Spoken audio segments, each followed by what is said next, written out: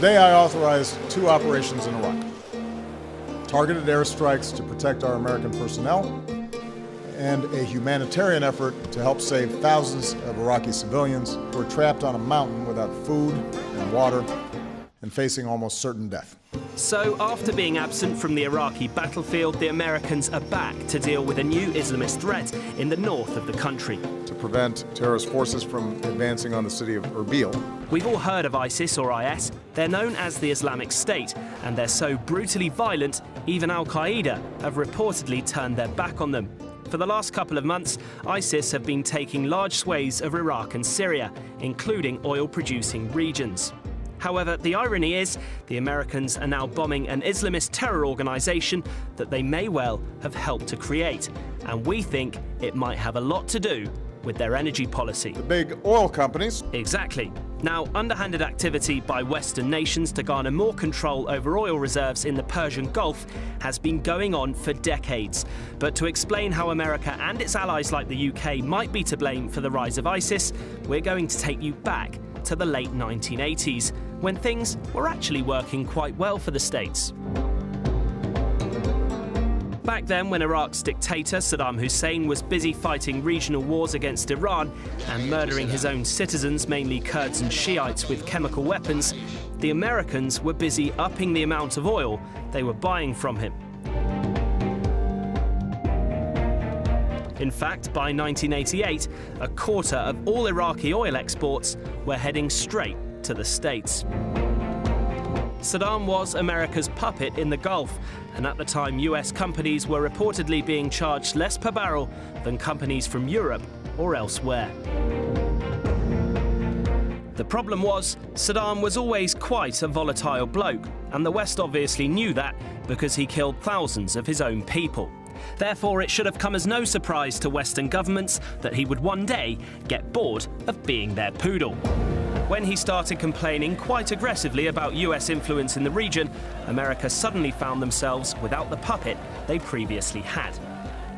So what did the president of the world's most powerful nation do in response? Saddam Hussein. Well, Mr. Bush Sr. imposed surreptitious economic sanctions on Iraq. Egypt and Middle Eastern nations, including Kuwait, allegedly colluded to deny Saddam the oil revenues and economic help he needed to keep his nation going and growing. Kuwait even reportedly sold off their own oil cheap, so companies and countries no longer went to Iraq for their resources. In business, that's called undercutting. Baghdad wouldn't lower Iraqi prices, and so, backed into a corner, Saddam decided war was his only way out. He invaded Kuwait, prompting what we now know as the First Gulf War. But American forces are still on high alert in the Gulf. The Americans and British et al. Came to Kuwait's aid. Their militaries did indeed have the power to pile-drive their way into Baghdad and topple Saddam Hussein for good. But they didn't bother. All United States and coalition forces will suspend combat operations. The exact reason for this military bailout is a little bit sketchy, but we prefer to believe that Saddam simply fell back in line and started behaving himself again. So now we know the US is prepared to be pretty aggressive when it comes to controlling oil prices in the Persian Gulf. Let's jump ahead now to the new millennium, to a time when a new George Bush is in the hot seat. Saddam Hussein. Ahead of 9/11, which clearly had nothing to do with Iraq, the global oil supply was on the decrease, and there was talk in diplomatic and economic circles of a world shortage. The future is achievable if we make the right choices now. But if we fail to act, this great country could face a darker future. A future that is unfortunately being previewed in rising prices at the gas pump. From President Bush's perspective, the right choices may well have involved Iraq. After 9/11, the Americans had slightly more scope and slightly more international backing for various forms of military action. And as plans for another invasion of Iraq gained momentum, Iraqi ministers realized oil was their only bargaining chip. I think they will do a big mistake if they have such attack to Iraq. You know, the oil will goes up and it will be a big problem for the poor people. But apparently Bush and his close ally in the UK, Tony Blair, didn't care. For the likes of them and those pulling the political strings behind them, Reinvigorating Baghdad's dying oil industry was key to staving off a world shortage. As we later discovered, these politicians were more than happy to go against the will of their people and to use the excuse of non-existent WMDs to invade a country and topple a regime, all without really putting any post-invasion social reconstruction plan in place. By quick and decisive action, our troops are preventing Saddam Hussein from destroying the Iraqi people's oil fields. The Iraqi people's oil fields.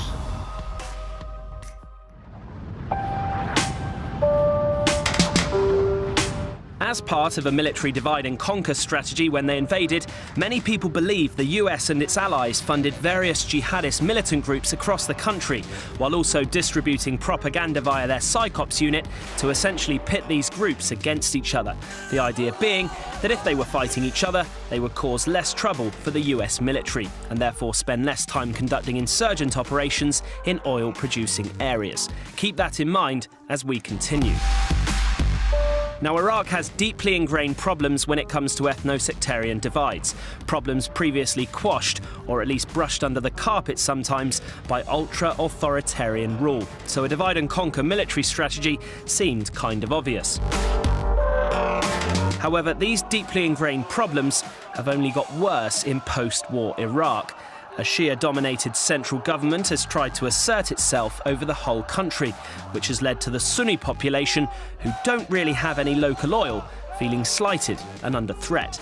The Shia population aren't really too enamoured with the idea of sharing their oil revenue with the Sunnis, and the Kurdish population in the north seem more willing than ever to pull away from the rest of the country to govern themselves, because they too don't want to be forced by the central government to share their oil revenues with the other regions. Last year, for example, oil exports stalled completely because of a row over the sharing of profits. وجدت من أصعب تشكيل الحكومات بالدنيا هي حكومة الشراكة الوطنية في بلد تتعدد فيه الانتماءات القومية والمذهبية والطائفية والحزبية. We had a wide-ranging discussion about economic issues, regional issues, and security issues.